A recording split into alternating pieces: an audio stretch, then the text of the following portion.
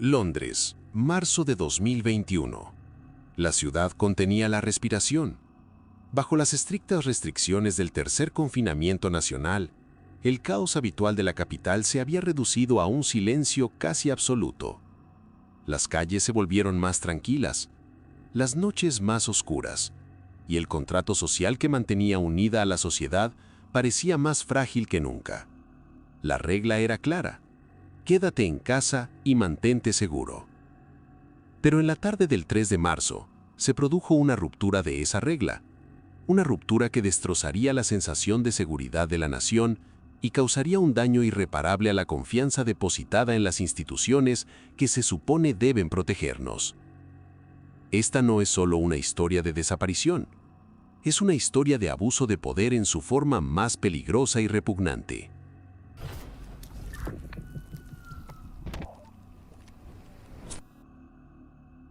Sarah Everard tenía 33 años, y quienes la conocían la describían como un ejemplo de bondad y responsabilidad.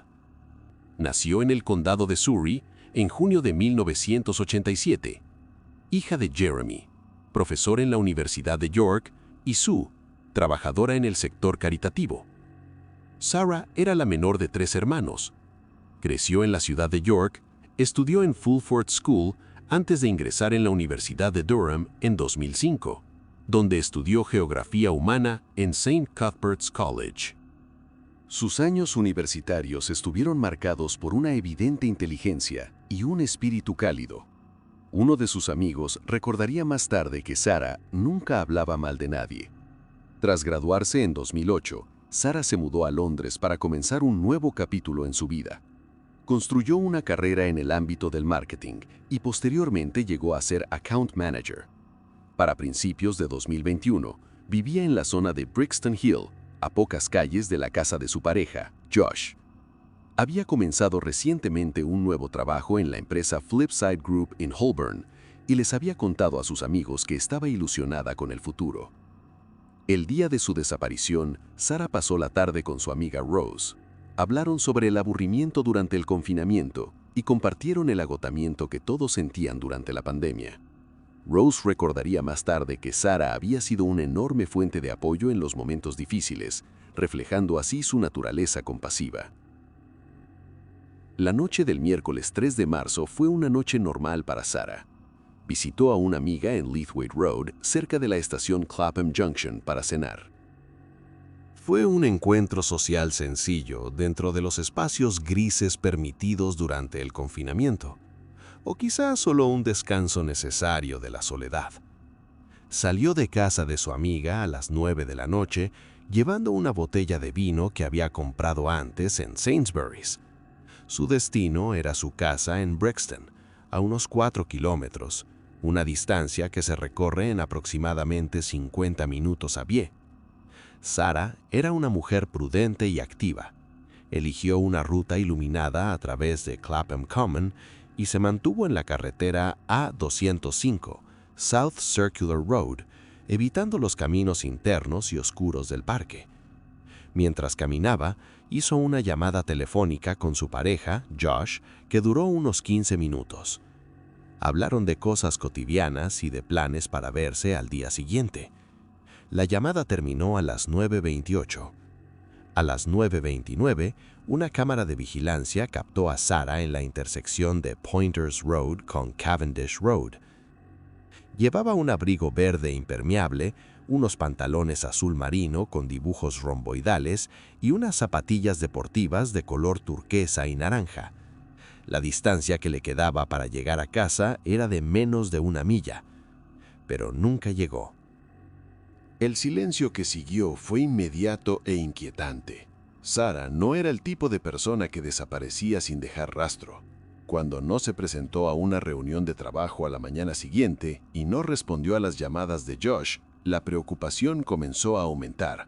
A las 8 de la noche del 4 de marzo, es decir, 24 horas después de su último avistamiento, Josh informó a la policía sobre su desaparición. La policía comenzó la investigación siguiendo los procedimientos habituales: rastrear sus movimientos. Los agentes se sumergieron en horas de grabaciones de cámaras para reconstruir su recorrido. Una cámara cercana a su casa confirmó que nunca había pasado por su puerta. Su familia viajó desde York para unirse a la búsqueda. Colocaron carteles por el sur de Londres y su nombre comenzó a difundirse en redes sociales, convirtiéndose en una pesadilla colectiva. Al principio, los investigadores supusieron que el confinamiento podría haber alterado su ruta o que había hecho un desvío para despejarse. Pero con el paso de los días, sin ningún rastro digital, ni actividad bancaria, ni señal telefónica, el miedo creció. La policía centró la búsqueda en Clapham Common. Buzos inspeccionaron estanques y se levantaron tapas de alcantarilla a lo largo de la A205. El avance clave llegó de una fuente inesperada. Un autobús que había pasado por Pointers Road a las 9:35 la noche de la desaparición. Sus cámaras mostraban a dos personas junto a un coche Vauxhall Astra blanco con las luces de emergencia encendidas, un hombre y una mujer. A las 9:38, el coche apareció de nuevo en otra grabación, con las puertas delanteras abiertas.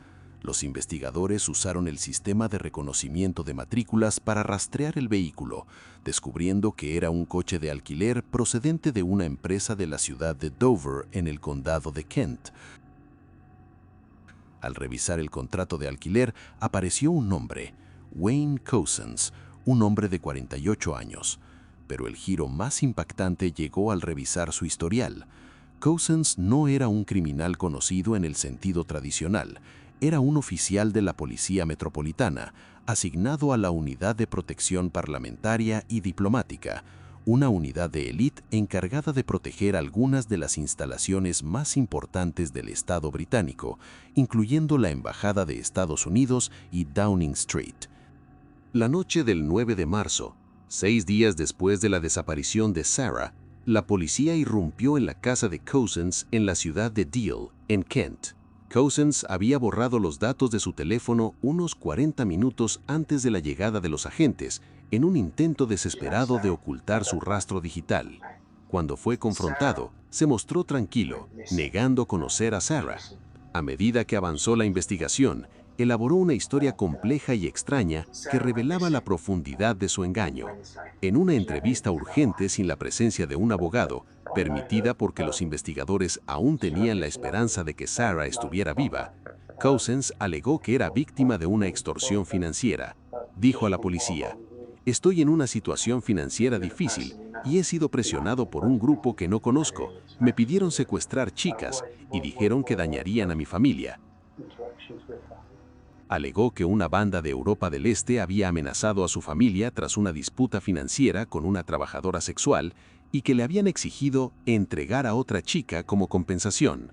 Afirmó que había secuestrado a Sarah al azar en Londres y que la había entregado al grupo en una parada de carretera en Kent.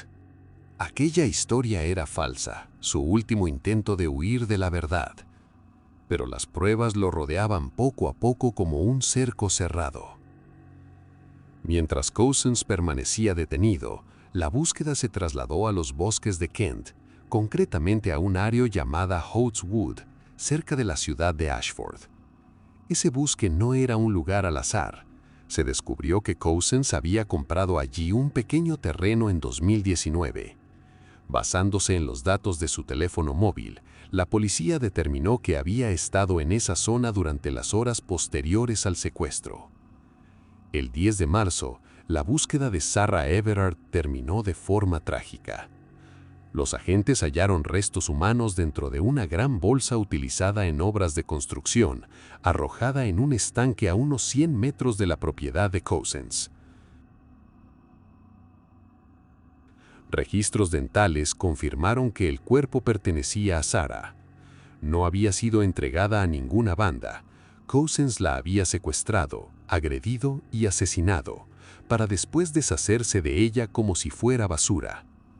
A medida que avanzó la investigación, se hizo evidente que el crimen había sido preparado de forma escalofriante. No fue un impulso repentino. Couzens había pasado al menos un mes viajando a Londres para estudiar cómo llevarlo a cabo. El 28 de febrero alquiló el coche.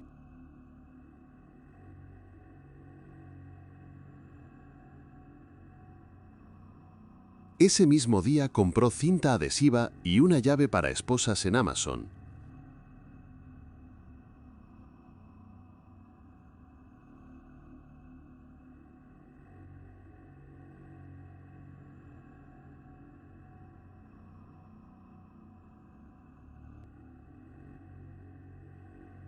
El 3 de marzo terminó su turno nocturno frente a la Embajada de Estados Unidos a las 7 de la mañana. En lugar de volver a casa, fue a Dover a recoger el coche de alquilar y luego regresó a Londres. Esa noche, según la fiscalía, comenzó a cazar a una víctima femenina sola.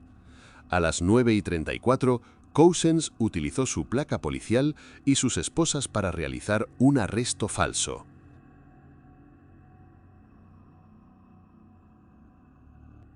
Se cree que dijo a Sarah que estaba infringiendo las normas del confinamiento por la pandemia de COVID-19. Sarah era una ciudadana respetuosa de la ley y era natural que confiara en un hombre que portaba identificación policial. Incluso un testigo que pasaba en coche observó la escena, pero asumió que se trataba de una detención real. Cousins esposó a Sarah y condujo con ella 80 millas hasta Kent, donde, en plena noche y en soledad, la violó y la estranguló con su cinturón policial. Pocas horas después del crimen, a las 2:32 de la madrugada, Cousins apareció en una cámara de una estación de servicio comprando refrescos.